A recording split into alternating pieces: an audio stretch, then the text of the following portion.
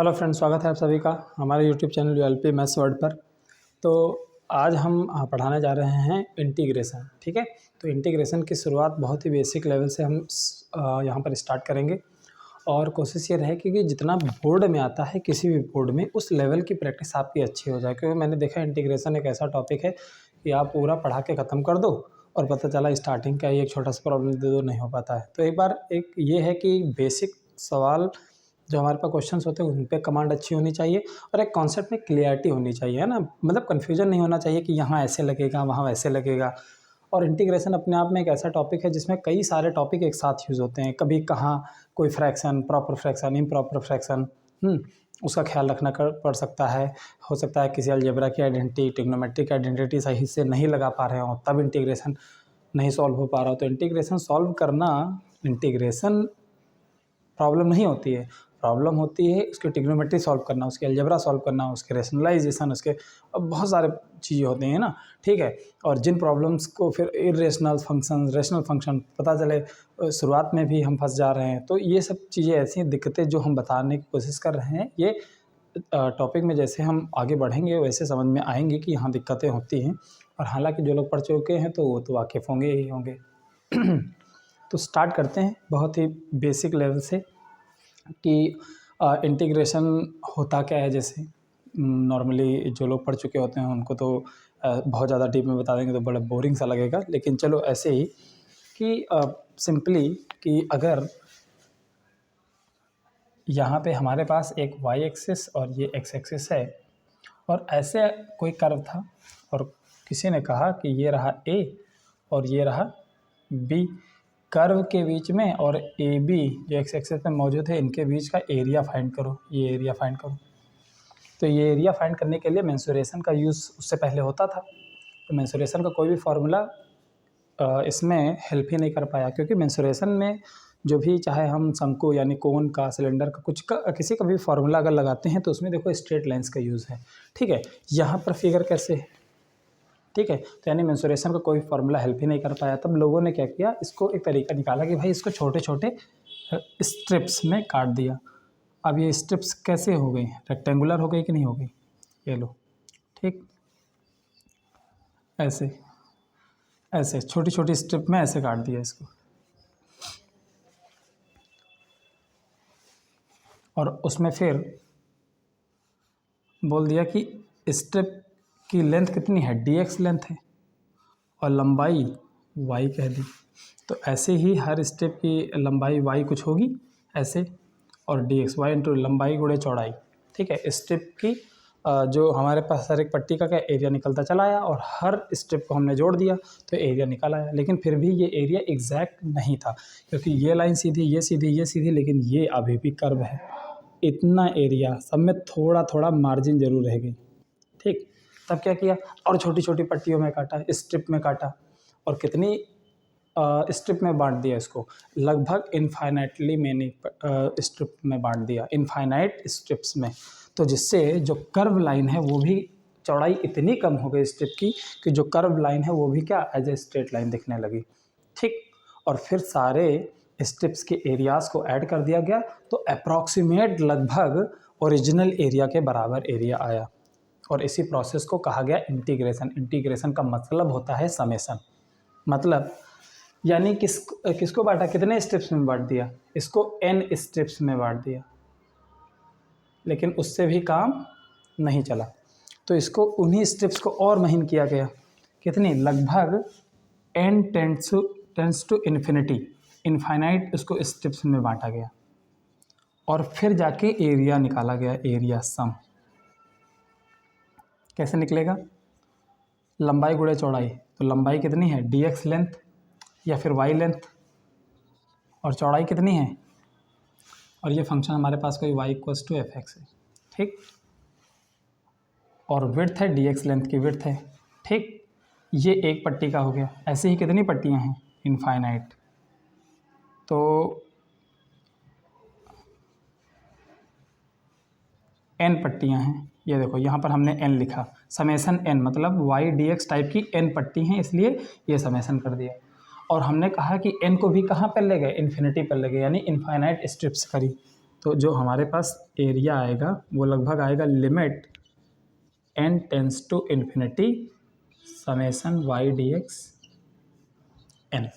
ठीक है, infinite steps का जो एरिया निकाला वो लगभग ये एरिया एक्चुअल एरिया के बराबर होगा a और b के बीच में और कर्व के बीच में एरिया। इसी एरिया को, अच्छा जो y है उसको fx लिख सकते हैं क्योंकि y बराबर fx है, तो यहाँ पर इस y को हम चाहें तो fx भी लिख लें।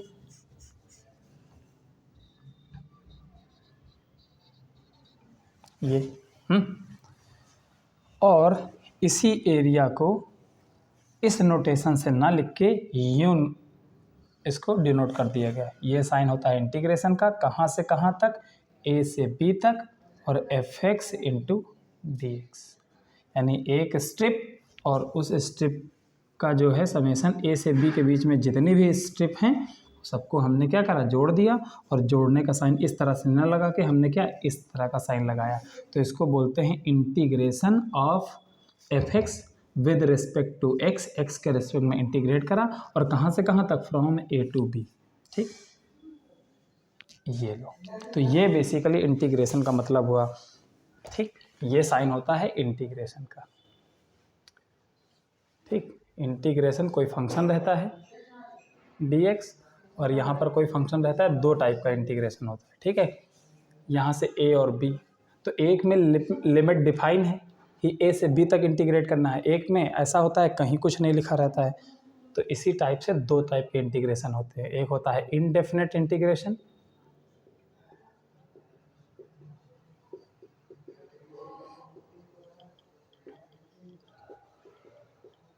और ये डेफिनेट इंटीग्रेशन। डेफिनेट इसलिए या डिफाइन है कि a से b तक ही हमें सम करना है।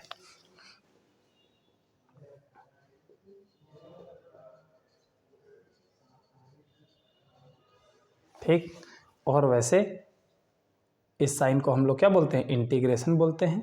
और इसका मतलब होता क्या है, इंटीग्रेशन का मतलब होता है समेसन, क्या, सम या एरिया निकालना, सम करना। और ऐसे तो किताबों में जो लिखा होता है कि it is the reverse process of differentiation. भाई रिवर्स प्रोसेस ऑफ डिफरेंशिएशन इसलिए कि जो फॉर्मूले डिफरेंशिएशन के लिए यूज़ होते हैं उन्हीं फार्मूले को उल्टा क्रम में यूज़ करने लगो तो वही इंटीग्रेशन के फार्मूले हो जाते हैं। इसीलिए उसको हम लोग बोलते हैं रिवर्स प्रोसेस ऑफ डिफरेंशिएशन। ठीक, चलो इतनी बात समझ में आई होगी। अब रिवर्स प्रोसेस ऑफ डिफरेंशिएशन जो बोला जाता है, अच्छा इंटीग्रेशन जब भी पढ़ने बैठो तो ऐसा कोई नहीं है कि वीडियो देख के चालू कर दे। ठीक, उसको डिफरेंशिएशन आना चाहिए। कुल मिला के पता चला डिफरेंशिएशन का आता पता नहीं है, इंटीग्रेशन डायरेक्ट पढ़ने बैठ गया तो बड़ी मुश्किल हो जाएगी। क्यों बोलते हैं, अब सिंपल सी बात है, अगर हमें फॉर्मूला पता है D by D X of sine X equals to cos X, ये होता है, तो साइन एक्स को डिफरेंशिएट करा तो कॉस एक्स आया, ये हुआ डिफरेंशिएशन का फॉर्मूला। उल्टा कि कॉस एक्स है ना ये वाला, इसी को उल्टा कर दो, इंटीग्रेट कर दो यानी डी एक्स, तो क्या आ जाएगा, ये साइन एक्स। तो इसीलिए इसको बोला जाता है रिवर्स एंटी डेरिवेटिव बोला जाता है। साइन एक्स को डिफरेंशिएट करा तो कॉस एक्स आया, इसीलिए साइन एक्स का डेरिवेटिव है क्या, कॉस एक्स। उल्टा किया कॉस एक्स का, अब इंटीग्रेशन करते हो तो क्या आना चाहिए, साइन एक्स आना चाहिए। तो integration of cos x sine x के बराबर होता है। तो कॉस एक्स क्या है, एंटी डेरिवेटिव है, यानी कि जो इंटीग्रेशन है उसको हम लोग एंटी डेरिवेटिव बोलते हैं, डेरिवेटिव का जस्ट उल्टा। खैर, तो ये छोटी सी बात। और फिर बहुत सारे फॉर्मूले होते हैं हर चीज़ के, जैसे हमने यहाँ पर लिया सेक स्क्वायर है। अब एक फार्मूला और दिखा देते हैं, जैसे कि D by D X of ten x, ये क्या होता है, सेक स्क्वायर एक्स होता है। फिर इसका मतलब इंटीग्रेशन में इसी का उल्टा होगा, यानी कि sec square X D X का इंटीग्रेशन करोगे तो हमारे पास क्या आएगा, टेन एक्स आएगा।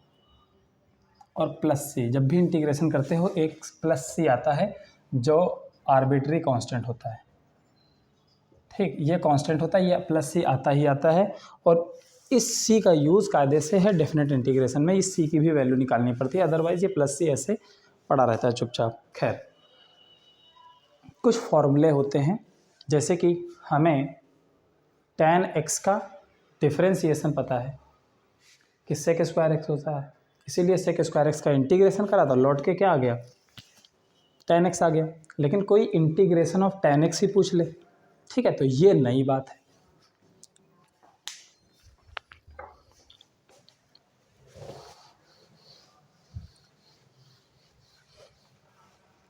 तो जिसने भी डिफरेंशिएशन पढ़ रखा होता है, माने इंटीग्रेशन डिफरेंशिएशन के बाद ही पढ़ा जाता है और बहुत कुछ बता दिया जाता है, ठीक। तो इंटीग्रेशन में बस हम वो शुरुआत करेंगे, बिल्कुल वो सारी चीज़ें ऐसे बेसिक बता के कि जहाँ से मेन प्रॉब्लम आना स्टार्ट होती है।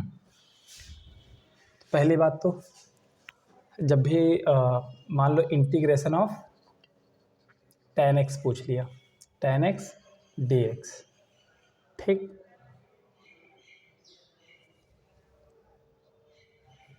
तो इसको लिख सकते हैं sin x और अपॉन cos x और dx, ठीक।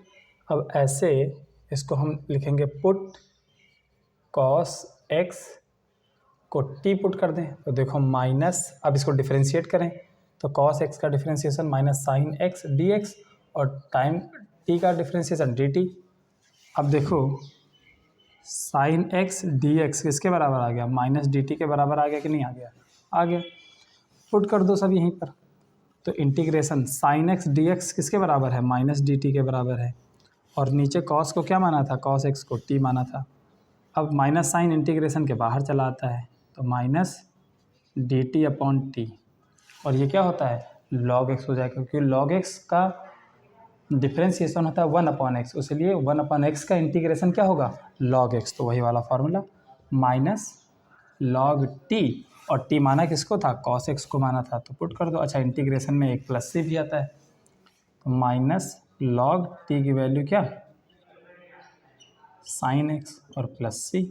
अच्छा, जो कुछ भी आता है वो मॉड में आता है, ये देखो लॉग के अंदर हमेशा वैल्यू क्या रखेंगे, मॉड, जैसे मॉड टी, इसलिए क्योंकि लॉग नेगेटिव नहीं डिफाइन है, गलती से ये टी की वैल्यू अगर माइनस हो गई तो मॉड इसको क्या बना देगा, पॉजिटिव, इसीलिए मॉड साइन एक्स, क्योंकि साइन एक्स नेगेटिव भी होता है, तो नेगेटिव अगर आ भी जाए तो ये मॉड इसको क्या कर दे, पॉजिटिव कर दे, ताकि लॉग के अंदर कभी कोई पंगा ना रहे। क्योंकि अगर लॉग एक्स का ग्राफ देखो तो ऐसे होता है, ये 1 होता है, 1,0, तो देखो एक किसी भी x के नेगेटिव वैल्यू के लिए log x डिफाइन नहीं है। अब ये ग्राफिकल एनालिसिस है, कभी ग्राफ पढ़ाएंगे, कभी पढ़ाए हैं, मन किया तो पढ़ा बता देंगे। तो ये ग्राफ ऐसे बनते हैं, सब चित्र है ना, ये सब हमें पता रहता है कि log x का ग्राफ कैसे होता है ना, ये ग्राफ किसका है, ठीक है, और ये ग्राफ किसका है, ये a टू पावर x का है, e टू पावर x का है, ये सब ना, तो फिर बड़ा फ़ायदा रहता है, ठीक। खैर, तो ये बात हो गई। इसी तरह बिल्कुल तुम लोग कर लेना, जैसे ये पहला, और एक इंटीग्रेशन ऑफ कॉट एक्स अगर पूछा जाए तो, ठीक है, तो उसमें भी इसको कॉस अपॉन साइन रखोगे और साइन एक्स को टी मान लेना, फिर इस तरह से आ जाएगा, ठीक। अब कुछ अलजेब्रिक प्रॉब्लम, जैसे कि सिंपल सी प्रॉब्लम देते हैं, जैसे कि दे दिया गया x plus 1 whole cube upon x, ठीक है। तो ये आसान प्रॉब्लम है, आसान इसलिए प्रॉब्लम है क्योंकि ये देखो एक फ्रैक्शन है, फ्रैक्शन में तुम हर टर्म को सेपरेट कर सकते हो, इसीलिए ये आसान प्रॉब्लम है। जब टर्म को सेपरेट नहीं कर पाते तब मुश्किल हो जाती। जैसे देखो, पहले इसको क्या लिख सकते हैं, x cube plus 3x² plus 3x plus 1 और अपॉन x, और ये इंटीग्रेशन dx। अब हर टर्म के नीचे वो x लिख सकते हो, सेपरेट कर सकते हो क्या, x cube upon x plus 3x² upon x plus 3x upon x plus 1 upon x, ये dx और ये आराम से कर देंगे, ये कटा, ये कटा, तो ये आ गया x² plus 3x plus 3 upon x plus 1 upon x. अच्छा, 3, सिर्फ 3, और इसी को क्या करना है, इंटीग्रेट करना है। ये लो, कितना आ गया, x³ by 3 3x² plus 3x plus log x ऐसे, और प्लस का c तो आता ही है। तो इस तरह से कर लेंगे, बड़ी आसानी से हो गया, क्योंकि इसको एक्सपेंड करा और नीचे जो टर्म था उससे हमने क्या करा, सेपरेट कर सकते हैं, सेपरेट कर सकते हैं, इसीलिए आसान है। और जहाँ आप सेपरेट नहीं कर सकते वहाँ मुश्किल है, और बहुतों के लिए तो यही प्रॉब्लम आफत कर जाएगी, क्या, x/(x-2) dx, और माथा पीट लेंगे कि आखिर होगा कैसे। और ऐसा मैंने करके देखता हूँ, पूछता हूँ ना, तो बड़ा बड़ा इंटीग्रेशन एंड पे पहुँच जाते हैं, ये प्रॉब्लम रखने इसमें सोचने लगते हैं ये कैसे होगा। ठीक, तो इसीलिए बिल्कुल ऐसी प्रॉब्लम पे कमांड पहले बनाओ, क्योंकि जब आप बड़ी चीज़ें जान जाते हो इंटीग्रेशन में तो दिमाग छोटी चीज़ों पे आता ही नहीं। इसीलिए हम सबसे पहले ऐसी कंडीशंस को दिखा रहे हैं कि एक बार इनसे हैंडल करना है, बड़ी चीज़ जब का तब सीखते रहेंगे। तो यहाँ सेपरेट कर नहीं सकते, क्योंकि ऊपर एक टर्म है, नीचे क्या है, 2 टर्म है, नीचे वाले को कैसे तोड़ें, है ना। इसके लिए देखो क्या तरीका है, हमारी इच्छा है कि भाई नीचे -2 है, ऊपर भी -2 होता तो चलो ठीक है, तो x-2 अपनी तरफ से -2 कर दिया, अपनी तरफ से हमने ये 2 ऐड कर दिया, देखो हो गया, और ये 2 टुकड़ों में बांट दिया, और x-2 ये x-2 अपॉन x-2 ये तोड़ा, और 2/(x-2) ये टूटा, और dx ये इससे कटा, कितना आया, 1 + 2/(x-2) dx integration x + 2 log x-2 mod का, ठीक है, और प्लस c, ये हमारे पास आ जाएगा। ठीक है, 1 मिनट इंक डाल लेते हैं।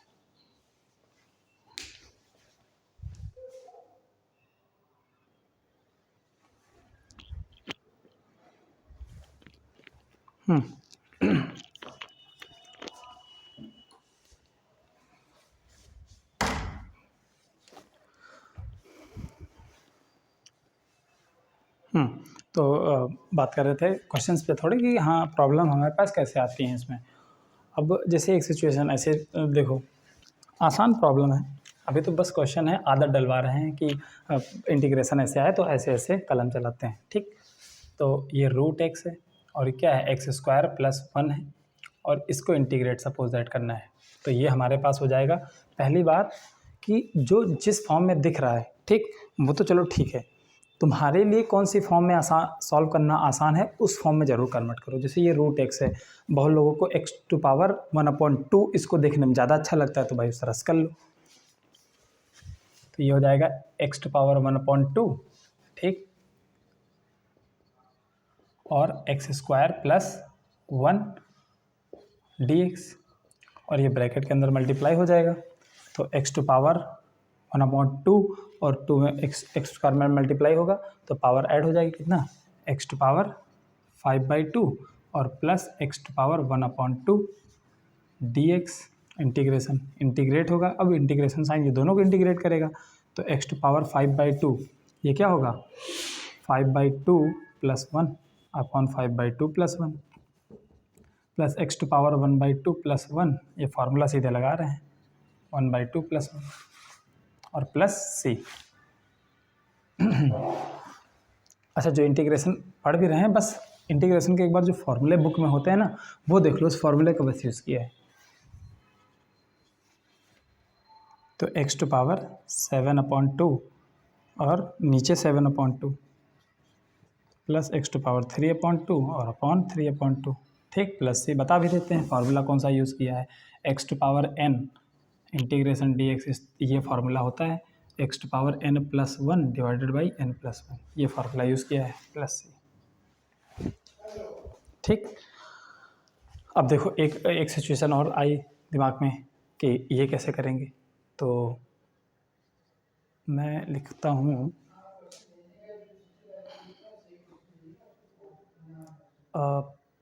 x ×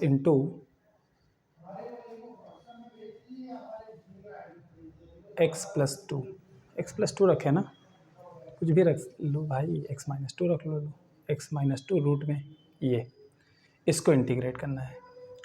ये अब दिक्कत हो गई। दिक्कत इसलिए हो गई क्योंकि ये अगर ब्रैकेट के अंदर गया तो एक्स स्क्वायर अंदर जाएगा, और ब्रैकेट के अंदर क्या बनेगा, एक्स क्यूब माइनस 2x²।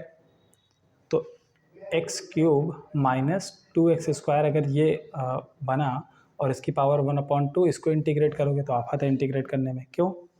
क्योंकि ये पूरा पूरा फंक्शन है, इसकी पावर 3/2 करोगे तो अंदर फिर फंक्शन मिलेगा, तो ये टर्म वाइज सेपरेट नहीं है। ठीक, एक्स प्लस ए होल स्क्वायर है ना, तो ये होता है x² plus 2ax plus a²। तो ये x की पावर में अलग अलग डिफरेंट पावर में यह टर्म वाइज सेपरेट है। यहाँ पे क्या है, ऐसा सेपरेशन नहीं है। क्यों? बिकॉज ऑफ द ये 1/2 ये रूट पावर, इस वजह से डायरेक्ट तो इंटीग्रेट नहीं कर सकते।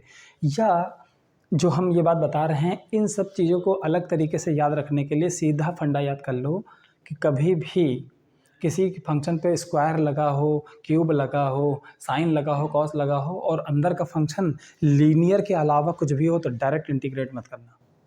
ठीक है, मतलब अंदर वाले का भी हिसाब किताब सोचे रखना।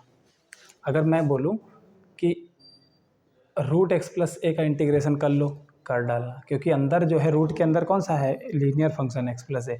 लेकिन अगर x² और प्लस 2x ऐसे करके फंक्शन है तो डायरेक्ट इंटीग्रेट ये कर दोगे, लेकिन इसका भी चक्कर पड़ जाएगा। तो पहली बार इसका भी हिसाब सोचे रखना। अब ये सोचे रखना, हिसाब सोचे रखना, ये क्या बात है, ये आगे आएगा, इसलिए नहीं बताना चाह रहे हैं कि यहाँ पर वो सब खुलासे नहीं कर रहे हैं। अभी तो बस छोटे छोटे क्वेश्चंस की हमें क्या करनी है, प्रैक्टिस डालनी। खैर, रफ करते हैं इसको। कुछ क्वेश्चन देते हैं। अच्छा हाँ, ये पहले क्वेश्चन,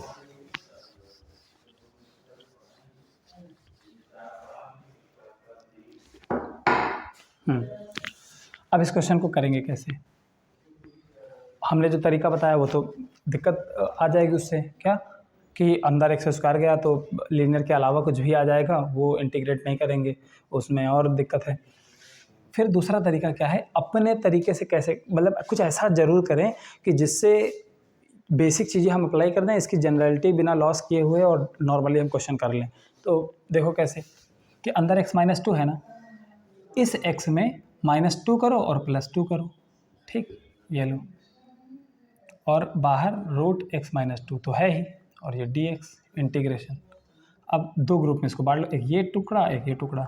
ठीक, और ये x √x - 2 अंदर मल्टीप्लाई कर दो, इसमें और इसमें, तो ये कितना हो जाएगा, x - 2 इंटू √x - 2 और +2 इंटू √x - 2। ठीक, और इसको क्या करना है, इंटीग्रेट करना है। अब देखो आसान हो गया, क्योंकि यहाँ पर √x - 2 और इंटू x - 2 क्या पावर हो गया, x - 2 टू पावर 3/2। ठीक, और plus 2 into x - 2 to power root लगा है तो 1/2। तो देखो पावर कुछ भी हो, लेकिन अंदर जो फंक्शन है वो कौन सा है, लीनियर है कि नहीं है, और अगर लीनियर है तो कोई दिक्कत नहीं है। इसको क्या करना है, इंटीग्रेट करना है। आराम से कर लेंगे क्या, x - 2 पावर 1 ऐड हो जाएगी, तो 5/2 divide by 5/2, 2 x - 2 to power 3/2/3/2 और प्लस c। इस तरीके से कर लेंगे। इसी तरीके का एक सवाल तुम भी कर लेना, लिख दे रहा हूँ यहाँ पर। ठीक, इंटीग्रेशन ऑफ x - 1 x + 4 नीचे रूट रहेगा, ये dx करना तुम लोग। ठीक, इसको रफ करते हैं तब तो और ज़्यादा क्वेश्चन देखते हैं।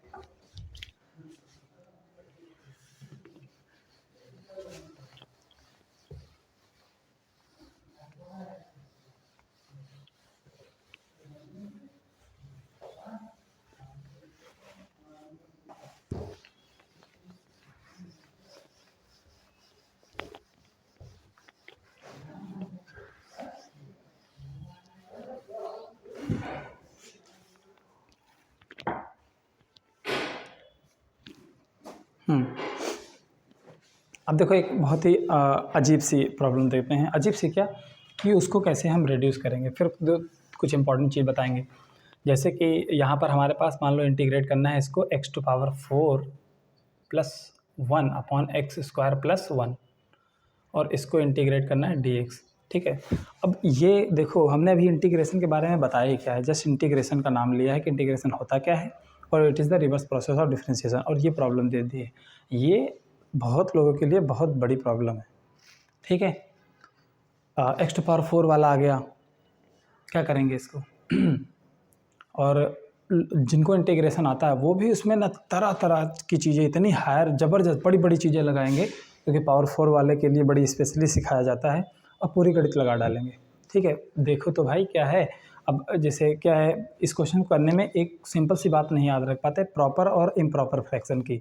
मतलब जो चीज़ 9th-10th में नॉर्मली बता दी जाती है या उससे पहले भी कभी जिक्र कर दिया जाता है, अलजेब्रा में उसका यूज हम भूल जाते हैं। इसीलिए ये प्रॉब्लम भी ना तिल का ताड़ बनाने वाली बात है कि छोटी सी प्रॉब्लम बड़ी लगने लगती है, और नहीं होती है। मैंने मतलब देखा है ना स्टूडेंट्स को कि इस प्रॉब्लम को ये नॉर्मली उससे मैच खाती है, सिमिलर होती है बड़ी प्रॉब्लम के, लेकिन उसको बड़े जैसा प्रॉब्लम जैसा करते हैं। और मैं भी उस तरह से करूँ तो ये बड़ी भी है, लेकिन एक अगर हमें सिंपल फ्रैक्शंस के बारे में मालूम है कि क्या होता है, तो बड़ी आसान प्रॉब्लम है।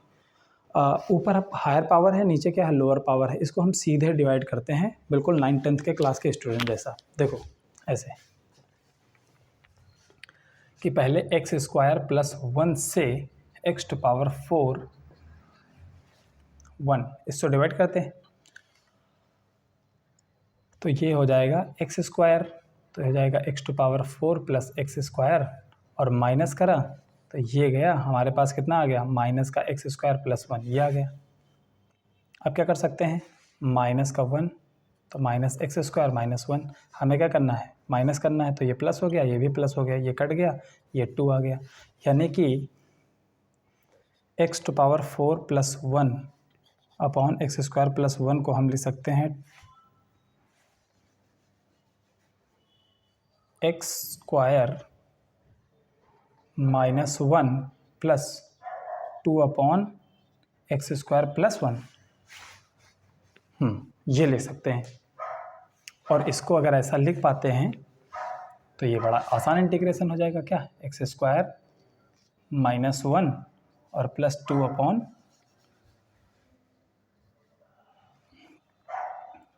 एक्स स्क्वायर प्लस 1 इंटीग्रेशन, ये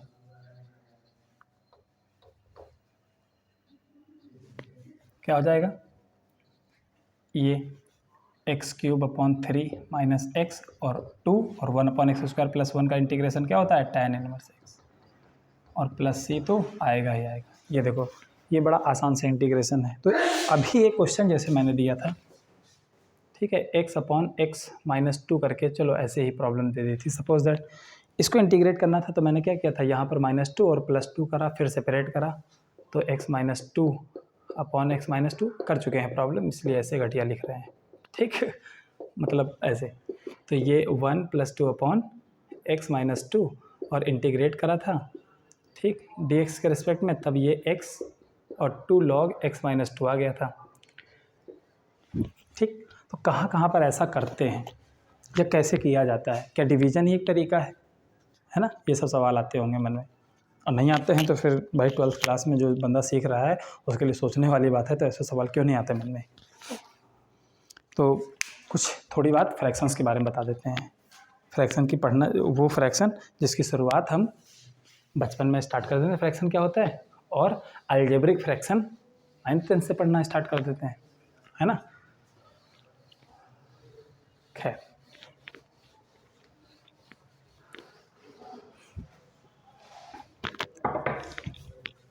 तो हम नंबर्स के फ्रैक्शन की बात नहीं, अलजेब्रिक फ्रैक्शंस की बात करेंगे। Let px upon qx be a fraction. भाई पक्की बात है, एक फ्रैक्शन है जिसमें ये न्यूमरेटर है, डिनोमिनेटर है, और एक बात का ख्याल रखना है कि qx क्या 0 नहीं होना चाहिए, सिंपल सी बात है। तो इसके दो पार्ट हैं, ये दो तरीके का होता है। एक होता है इम्प्रॉपर फ्रैक्शन, इम्प्रॉपर फ्रैक्शन, और एक होता है proper fraction.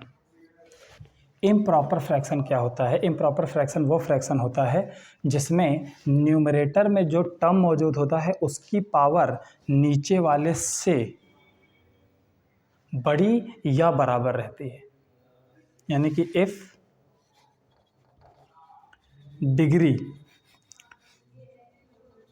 Degree of P x is greater than equal to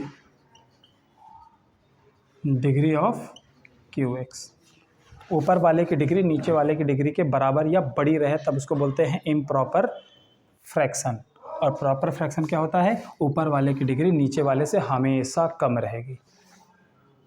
if degree of P x is less than degree of Q x. तो देखो दो क्वेश्चन तुमने किए या हमने करवाए, x अपॉन x माइनस 2, ठीक। तो अच्छा एक और, हाँ, वैधानिक चेतावनी, ठीक, वार्निंग नहीं है, नियम है कि इंटीग्रेशन के किसी भी सवाल को सॉल्व करो, जब कभी फ्रैक्शन वाली प्रॉब्लम में फंस जाओ, तुम्हें समझ में नहीं आ रहा हो, तो सबसे अच्छा तरीका है क्या कर लो, इंटीग्रेशन को कन्वर्ट कर लो उस फ्रैक्शन को पहले प्रॉपर फ्रैक्शन में। तो convert all the fraction into proper fraction, ये एक हमारा नियम होना चाहिए। तो यहाँ पर नियम ये है कि कभी भी ऐसी सिचुएशन दिखे तो ट्राई टू कन्वर्ट, ऐसे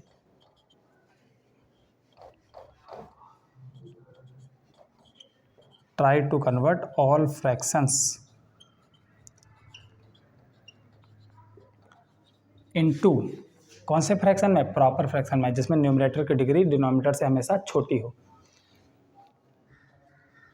इनटू प्रॉपर फ्रैक्शन। और कैसे बदला जाता है? By division. भाई ऐसा कल नहीं हो किसी को तो डिवीजन कर सकता है कि नहीं, दिखाते हैं, छोड़ो ये नहीं लिखेंगे, इनटू प्रॉपर फ्रैक्शन। अब जैसे यहाँ हमने -2 +2 कर दिया, वो कोई सोचे सर आपके दिमाग में आ गया यहाँ -2 करना था फिर +2 करना था, मेरे दिमाग में नहीं आया, खाली दिमाग हो तो है कि नहीं। तो उसके लिए कौन सा तरीका है प्रॉपर फ्रैक्शन बदलने का? डिवीजन में क्या होता है? तो x, पहली बात x अपॉन x माइनस 2 कौन सा, प्रॉपर है या इम्प्रॉपर है?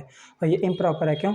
न्यूमरेटर की पावर डिनोमिनेटर की पावर मतलब जो डिग्री है उसकी क्या है, बराबर ही है। और बराबर वाले केस में ये क्या होता है, डिग्री इम्प्रॉपर फ्रैक्शन होता है। उसको किस में कन्वर्ट करना है? प्रॉपर फ्रैक्शन में।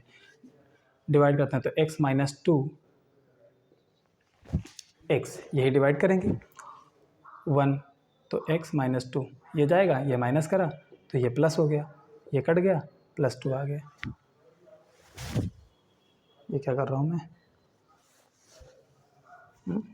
ठीक है। यानी कि x अपॉन x माइनस 2 को लिखा जा सकता है 2 + 1 अपॉन x माइनस 2, मतलब 1 + 2 अपॉन x माइनस 2, और एलसीएम लेके करके देख लो, इसके बराबर आ जाएगा, ठीक। इस तरह से हम लोग प्रॉपर फ्रैक्शन करते हैं। दूसरा जो प्रॉब्लम किया था, ये तो प्रॉब्लम करवा चुके ना हम। दूसरा जब x⁴ + 1 अपॉन ये ऐसे किया था, तो इसको जब डिवीजन से लगाया था देखो x² - 1 प्लस क्या आया था, मान लो यही मान क्या लो, यही आया ही था ये। तो ये तो न्यूमरेटर ये हो गया, भाई ये तो फ्रैक्शन है नहीं क्योंकि यहाँ पर सिर्फ है, नीचे कुछ है नहीं, जिसके नीचे 1 रखते हैं उसके नीचे उसको तो फ्रैक्शन नहीं भी कह सकते हैं, चलो ठीक है। ये ऐसे, ये बच गया ऐसे, और ये देखो प्रॉपर है या इम्प्रॉपर है, तो ये हमारे पास इम्प्रॉपर फ्रैक्शन था, इसको प्रॉपर फ्रैक्शन में हमने बदल दिया क्योंकि ये पूरा हमारे पास पार्ट ऐसे निकल आया क्वेश्चन पार्ट। और उसके बाद बाकी बचा जो फ्रैक्शन पार्ट बचा, उसमें देखो कि न्यूमरेटर पे x की कोई पावर नहीं है, 0 डिग्री वाला यहाँ पर अलजेब्रिक फंक्शन है, और नीचे कौन सा है 2 डिग्री वाला, तो नीचे वाली डिग्री बड़ी है ना, यानी ये दिस इज मतलब ये कौन सी फॉर्म में बदल गया हमारे पास, प्रॉपर फ्रैक्शन में बदल गया है, इसलिए हम इसको कर लिए। और इसमें डायरेक्ट फार्मूला भी पता है, ठीक। तो कब हमेशा ऐसे ही करेंगे। अब कई सारे क्वेश्चन हैं, उनकी प्रैक्टिस हम लोग करेंगे, ठीक है। थोड़े बहुत एक आध क्वेश्चन और लगवा देंगे, फिर टिग्नोमेट्री होती है, ऐसे टिग्नोमेट्री को सॉल्व करने में लोचा आते रहता है, ठीक है। रेशनलाइजेशन पे ये झंझट होते रहते हैं, तो यही सब छोटे छोटे 2-3 लेक्चर्स में हम लोग क्या करेंगे, ये सब छोटी छोटी प्रॉब्लम सॉल्व कर लेंगे, छोटी छोटी चीज़ें समझ लेंगे। तो जो भूल भाल गए हैं 9th to 10th में भी, 11th 12th में जो बेसिक मैथ्स है और बेसिक फंडे होते हैं किसी क्वेश्चन को सॉल्व करने के, इंटीग्रेशन तो बात की बात है, तो ये सब सीखेंगे। एक आधा और क्वेश्चन करते हैं, देखते हैं।